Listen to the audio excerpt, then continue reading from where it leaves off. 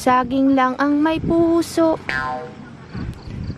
Lagyan daw namin yung Hakata. Charot.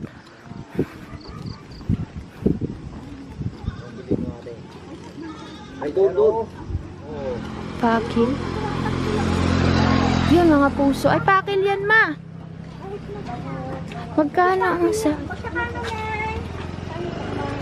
Ito po.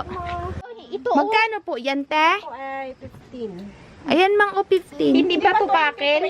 Hindi po. Itong pakil, itong mahahaba. Ah, ito pakil. Ah, ito Ito na itsura. Ano pakil to? Oh, ito ang mabili. Bakit? Te, pakita mo. Bakit mabili ang pakil dito, te? Eh, sa mga tracking, iniihaw siguro nila. Hindi po ba gayahin mapakla? Try natin, magbili tayo ng pang-ihaw. Ano daw po yan, manamis-namis? Sige nga, try natin. Magkano ho ang pakil, ate? Ito 10, dito ay 20. Matry nga natin isa, ma. Subukan nating lutuin. Madami man ting ano doon. Saw-saw sa bagoong. Pwede po? Try nga. Mang, ito, mang, o, kukunin natin, ta. Tipay? Anong pinagkaiba nito, anak? Malaki masyado kasi yun, Ito mother. na lang, oh. Iba rin kasi presyo namin pagbili sa mangyan. Ah, sa mangyan po ito galing, ate. Ate, magkano sa saging po 60 po. ang kilo? Galing pa pong oriental yan. Galing daw to ng Oriental, kakabsat. Yan. So, Tapos, magkano ang luya mo, anak? ang luya ay 60 per kilo, ate. 60. 60. Kalahati. Magkano lahat nabili mo, nanay? 50 na yan. Plus 50. ito, 10. Ah, ito yung luyang dilaw. May tinda silang orchids. Ano yan? Buntot pusa po ang tawag dito. Ah, mayroon palang buntot pusa na orchids. 500 daw yung hawak ni ate. Buntot pusa na orchids. Ay, yung isa po. Pasensya na kayo, hindi natapos yung vlog doon sa kausap namin doon sa binilhan kanina. Guys, andito na tayo sa bahay ni Uncle at gugulatin natin sila Auntie Melba dahil kanina pa ako nagasigaw. Hindi yata tayo naririnig. Ngayon, gugulatin natin sila. Punta tayo sa likod, nasa likod siguro sila.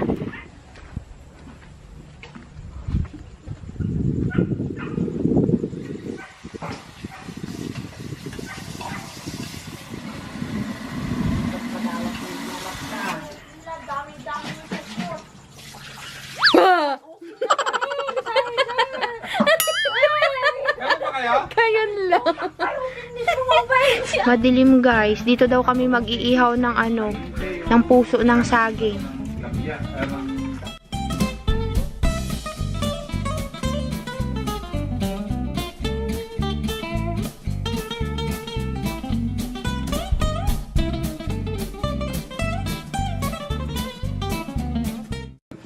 Sis ang nag-aihaw kakabsat, naglayo ako, nagalipad yung baga, baka malagyan yung camera natin.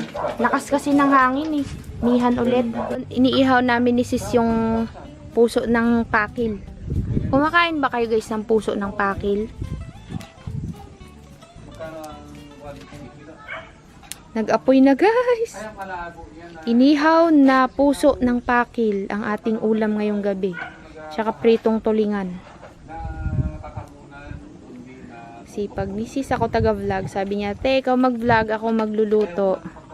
Yan, mayroon tayong flashlight. Binigyan tayo ni nanay ng flashlight kakabsat. Buti na lang, di masyado yung amihan ngayon, di malakas.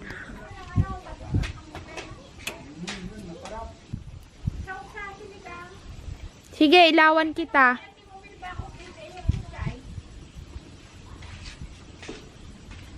Ano kayang lasa niyan? First time ko talagang makakain yung pakil. Inihaw na pakil. Ha?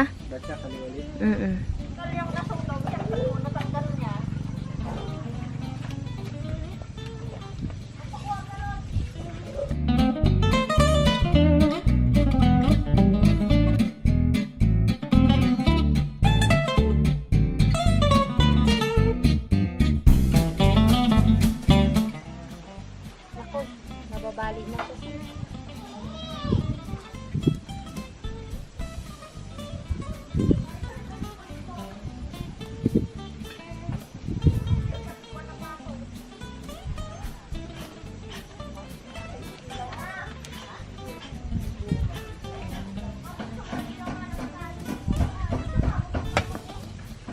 Silipin natin yung niluluto naman ni nanay dito.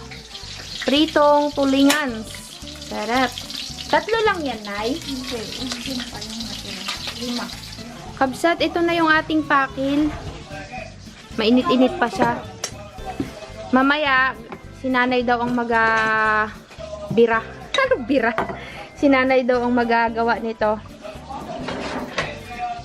Ay, sunog na. Oh, napuuran nga. Pirme. Nasunog so ng matindi so. Oo, wala na tayong makain. Oh, no. Napuuran na. Pirme nga napuuran na, napaw. Ito yung ating pechay. Palagay dun sa sabaw. Nasunog ng matindi. Kabsa, tapaw. Sarap yung isaw-saw sa bagoong. Nakapaw.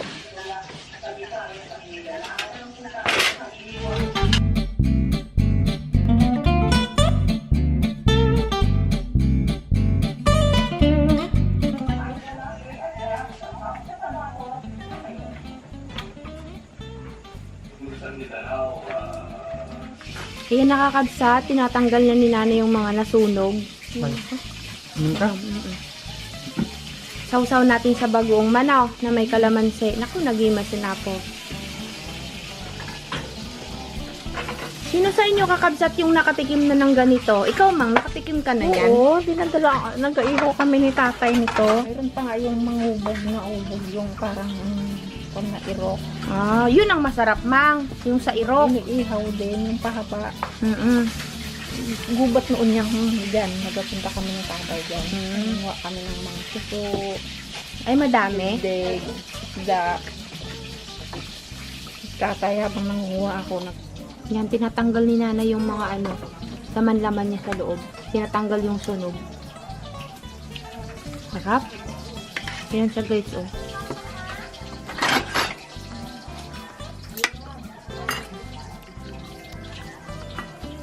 Ayan yung laman ng pakil. Ayan. Tapos kalamansi lang. Kalamansi. Ano nga halo dyan?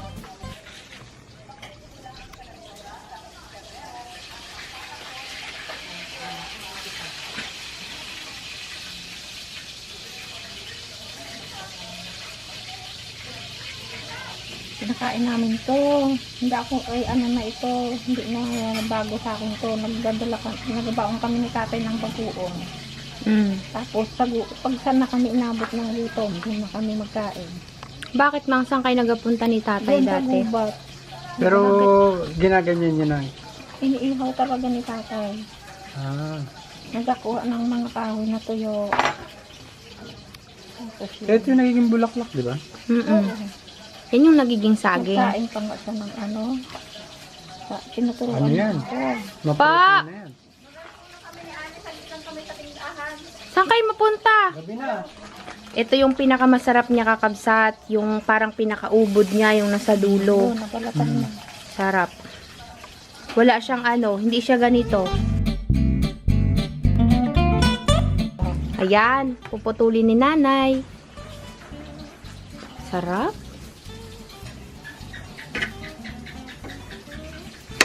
Yun. Nag-blurred naman na.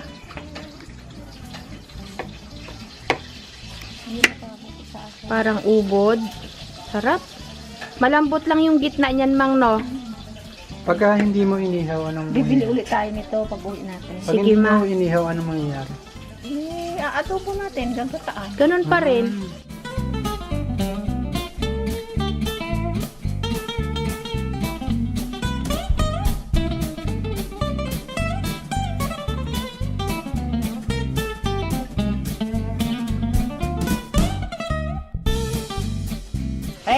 Solve na ang ating gulay. Ito na yung kakainin. Isasawsaw natin sa bagoong na may kalamansi. Lalagyan natin ng bagoong ski. Okay, sabihin pag okay na. Sige. Oops! Tama na. Ito yung ating sinabawang ulo. Sarap, daming luya. My favorite luya. Lagyan mo ang luya, de. ulo. Charot. Ito na guys ang ating ulam. Kain na tayo. Ngay, parang itlog na pula. Kabsat. Kakain po tayo. Yon. Sausaw. Anong pakiramdaman mo? Anong mas masarap yan o ito? Yan. Tikman natin yung ubod niya at saka yung may mga bunga-bunga. Tama naman. Dami na. Lamang. Tapos pritong isda. Tikman natin guys kung anong lasa ng ating inihaw. Masarap. Hey!